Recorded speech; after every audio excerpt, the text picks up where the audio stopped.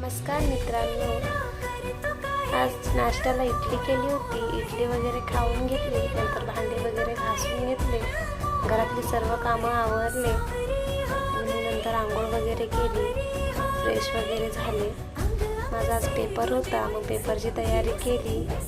मी आज खूप टेन्शन आलं होतं मला की पेपर कसा जाईल, काय जाईल. मुक्त विद्यापीठमध्ये म्हणतात की चिटिंग होते, कॉप्या वगैरे चालतात, पण असं काहीच नव्हतं. मला एवढी भीती वाटत होती.